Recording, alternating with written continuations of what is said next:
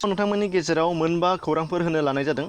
दा बे मोनबा खौरांफोरा नोंथांमोना मा जोबजासिम नायलांबा मिथिनो मोननाय जागोन। जोबजासिम नायनायनि सिगां नोंथांमोनहा जुदि बबेखौबा मिथिखानाय मोनदोंब्ला नोंथांमोना बेखौ स्किप खालामनानै बारलांनो हानाय जागोन। दा फैदो फारि-फारियै नोंथांमोना बाव मा दङ नायलांदो। फार्स्टआव नुनो मोननाय जादों नोंथांमोननो 15 जुन खालि मोनायाव चिरांनि काजलगावआव थानाय JSB सिभिल हस्पिटालाव थानाय COVID-19 पेसेन्टनि जेनाखि मबाइल खावनाय सिखावमोन, दा बे सिखावखौ हमनो हाबाय होनदों आरो बेखौ बाबु बर्मन होननानै सिनायथिनाय जादों होनदों आरो बेखौ नं 2 बेंटलाव थागिरि होननाय जादों। बेंटलनि नं 2 नाम्बार 2 बेंटलनि थागिरि होनदों आरो बेखौ बेंटल पुलिसा खाबाय होनदों। आरो गोसो होनांगौ बाथ्रा बा मिथिनांगौ बाथ्राया बेसोबावदि बेखौ जिहेतु COVID-19 नि जेनाखि क्वारेन्टाइन बा पेसेन्टनि मबाइल मोनबाय, बे हिसाबै बेनावबो COVID-19 नि जाहाथे साफा देरबाय जानो हागौ, दा बेखौ सासपेक्ट खालामनाय जाबाय होनदों। दा बिनि थाखायनो बे सिखावखौबो बे हस्पिटालावनो क्वारेन्टाइन खालामनानै दोननाय जाबावबाय होनदों आरो। दा बेबायदि आरो बिथांखौ CCTV-यावनो नुखादोंमोन होनदों, नाथाय हमनो हायाखै जे बिथाङा खावदों ना मादों। उनावहाय दा नायबिजिरनायनि गेजेरजों बेखौ हमनो मोननाय जाबाय आरो। दा बिनि उनाव नेक्स्टआव बारलांदिनि मैया हथात 18 जुन खालि गाहाय मन्थ्रि नरेन्द्र मदि बिथाङा गावनि इउटुब चेनेलनि गेजेरजों फैगौ 6थि इन्टारनेशनेल डे अफ योगाखौ बयखौबो फालिनो थिनदों।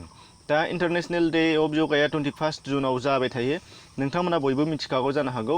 दा बेयावबो बे बारावबो जोंनि साफ्रोमबो भारतनि नोगोरारिफोरखौ बिथाङा फालिनो थिनदों आरो बाहाय गोसो होनो गोनां बाथ्राया बेसो, नोंथांमोना बेखौ जायफोरहा एग्जामाव गोलैगोन एबा नेक्स्टआव जायखिजाया इन्टारभिउ बा जबनि जायखिजाया नोंथांमोना रिटेनफोर होनाय जागोन, अब्ला बे बेलायाव गोसोआव लानांगौआ बे इन्टारनेशनेल डे अफ योगाया माला फालियो बेखौथ' गोसोआव लाथारनांगोन।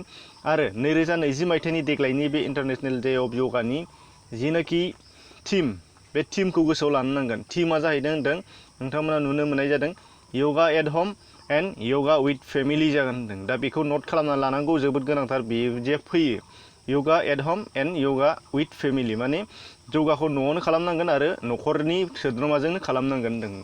दा बेखौ बयबो फालिनांगोन होननानै बुङो आरो बेखौ न'आवनो फालिथारनांगोन होननानै बुंनाय जादों। मानो होनबा दा लकडाउन। दा बे फारसेथिंजाय गोसोआव होनांगौ बाथ्रा बा मिथिनांगौ बाथ्राया बेसो होनदों जे बिथाङा बे बिबुंथिखौ लाखिनायाव बर'नि मानगोनां आर'नाइखौ लानानै बाथ्रा बुंदों। दा बेयो जोंनि थाखाय जोबोद गोग्गाथाव। दा बेखौ साफ्रोमबो सुबुङा फिसा बाथ्रा साननानै लानो हागोन जानो हागौ। दा बाहाय फिसा बाथ्रा नङा, नोंथांमोना साननानै नाय, बिथांबादि माब्लाबा सोरबा गाहाय मन्थ्रिया बेबायदि खालामफेराखै। दा गाहाय मन्थ्रिनि खोथाखौ बाद दोन, जायखिजाया मन्थ्रि लेभेलनि सुबुङानो बेबादि मान होफेरनानै बेबादि बिबुंथि लाखिफेराखै। हथात जोंनि आर'नाइखौ लानानै बेबायदि बिबुंथि लाखिबोफेराखै। दा बिनि थाखायनो बिथांखौ जोङो जोबोद रोजा रोजा साबायखर बावनो नांगोन। दा बिनि उनाव नेक्स्टआव नोंथांमोना नुनो मोननाय जागोन आसामनि COVID-19 मैयानि समसिम हथात दासिम बेसेबां माबायदि थासारि दङ। दा बेयाव बेलायाव मैया मोनायाव 11:40 जेनाखि आपडेट खालामदों, बेयाव 43सा गोदान केस मोननाय जादों। बेयाव कामरुप, नगाव, उदालगुरि, काछार, माजुलि, सनितपुर आरो लखिमपुराव मोननाय जादों। दा हिसाबै गासै केसआ जागोन 4,004 पजिटिभ केस मोननाय जादोंमोन। दा बिनिफ्राय रिकभारा 2,848सा, एक्टिभ केसआ 2,044सा, ओमफ्राय थैनाया 6 जानो मैया जेनाखि मोनदों। दा बिनि उनावहाय मैया सानसेनि गेजेरावनो गासै 210सा गोदान केस मोननाय जादोंमोन। दा बे नेक्स्टआव नुनो मोननाय जागोन कर'नानि गाग्लोबनाया मुलुगाव जोबोद गिथाव बाथाव जाबाय, साफ्रोमबो मिथिखागौ। दा बे हिसाबै मैया सानसेनि बेलायावनो हथात 18 जुन खालि गासै 1,40,000निबो बांसिन गोदान केस मोनदों सानसेयावनो गासै मुलुगाव।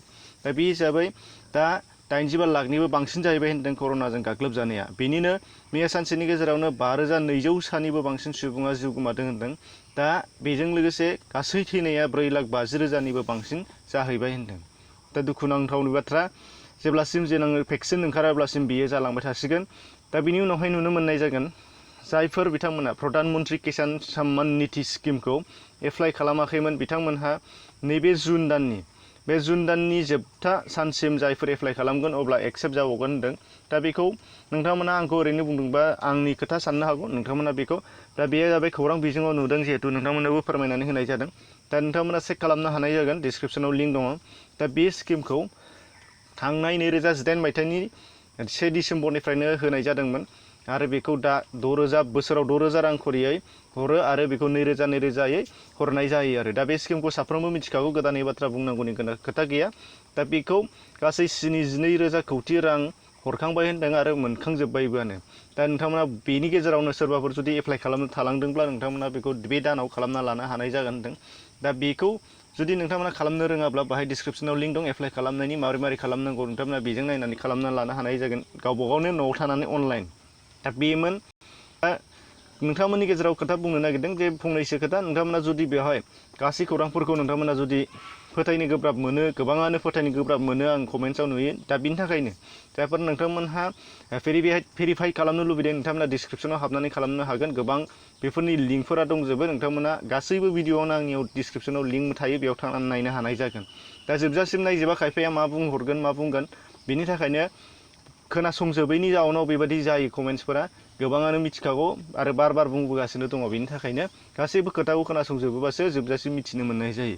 दा बेखिनिमोन नायनायनि थाखाय साबायखर बावबाय गोजोन्थों।